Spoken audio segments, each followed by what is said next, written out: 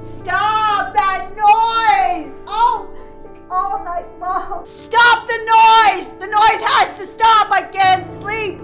You have to stop bouncing the ball. It's every hour on the hour. Oh, for the love of God, stop the noise! You have to stop the noise! I cannot sleep! Stop the noise! This is the 5th night in a row you are yelling at people that do not exist. We do not have an addict. You need to go to sleep. I need to get some sleep. I have to go to work. I gotta get some help. 911, what's the emergency, please? I'm calling this morning because my best friend is out of control. She has not slept in about 5 days. She's talking to people that are not there. She's loud. I'm really concerned at where this is going. Can someone please come out and do a welfare check? I can't take it anymore. We can send someone out right away. What is your address? 5417. 17. Taking a call for mental distress. The caller stated that there's someone in her house upstairs. She's screaming a lot and yelling. We did have a family member who's on scene that says that there's nobody in the house. But, the subject does believe that there is someone upstairs in her house. Okay.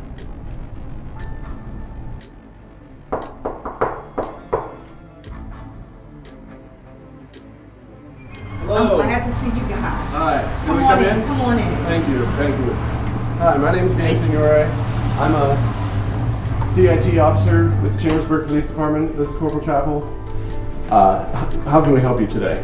I called because I'm having some concerns. My best friend is not sleeping. She's agitated, talking to people that's not there. Neither one of us has slept in the last 5 days. She needs help. Okay. She's not willing to go on her own, so I called you guys for help. Okay. Why don't you go speak with Corporal Chapel over here, and I'll go speak with her over there. Okay, thank you. Hello. My name is Dan Signore. I'm a CIT officer with the Chambersburg Police Department. Is it okay if I sit down, talk to you for a little bit? Go ahead. It's nice to meet you. What's your name? Oh, I'm so glad you're here. Can you please arrest the people upstairs to keep making noise? Okay. Tell me more about that. It's just all the time, every day, and I can't sleep, and I'm getting angry, and I just need to be able to sleep. Please, sir. I wanted to sleep. Okay. And I understand you see a therapist? Yeah, I do, but I just want to be able to sleep, sir. But you haven't seen them in some time. No, it's been a couple months. Okay. I'm tired. I just want to be able to sleep. Well, would you be open to going over to the hospital to speaking with a therapist there?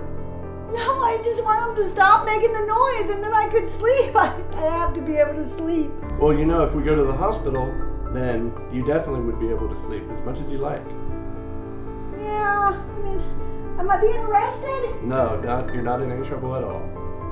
And then once you go there, we can address the other issues that are going on here at the house.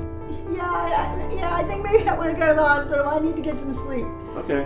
Would you like to go on your own, or would you like us to take you? Well, I'm too tired to walk. Can you give me a ride? Yeah, sure. Okay, thank you. I need to be, it needs to be quiet. It's too noisy. I need to sleep. Okay. We're gonna go now? Yeah, sure. Okay. All right, but I'm not being arrested. I don't want to go to jail. Yeah, let's... Okay.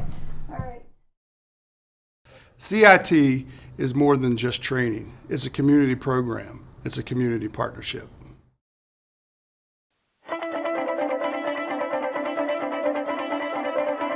So the Crisis Intervention Team program is a community partnership of law enforcement, mental health, and addiction professionals.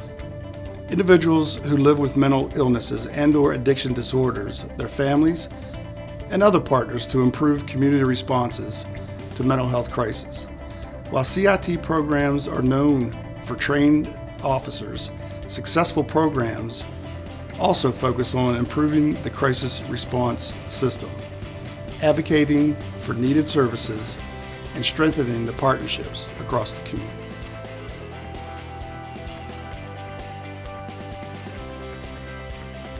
The awareness of there could be a potential issue if someone is acting out. Whenever we get a call, it may not be that they are necessarily under the influence, and they may not be capable of complying with instructions that you're giving them at that time.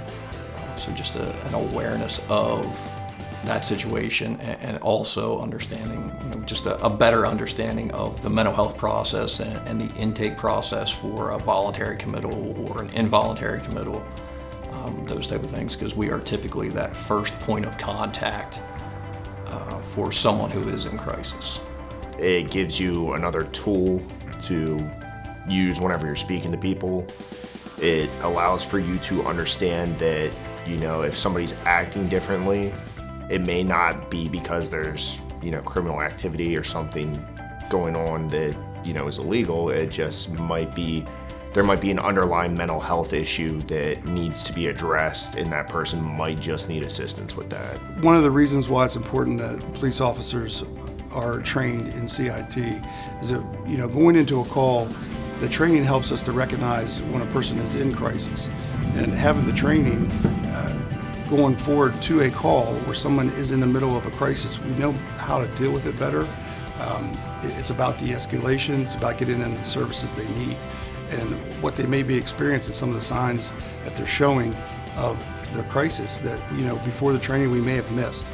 And we're thinking that maybe this person simply is intoxicated on something versus they're having a mental health crisis.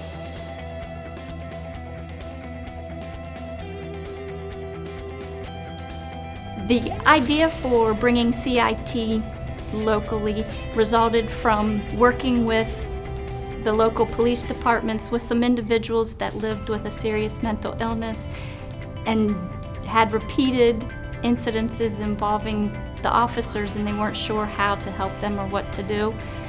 So we researched and found the Memphis model of CIT, and we went to the police chiefs meeting and said, look, let's try that, just pilot it, let's see where this goes.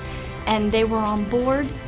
We focused in the southern area to begin with, down in the Waynesboro, Washington Township, Greencastle area, due to their lack of services, as well as at the time we had a high suicide rate in that area. So we focused there with our first co-responder, bringing in a mental health professional embedded into the local police departments.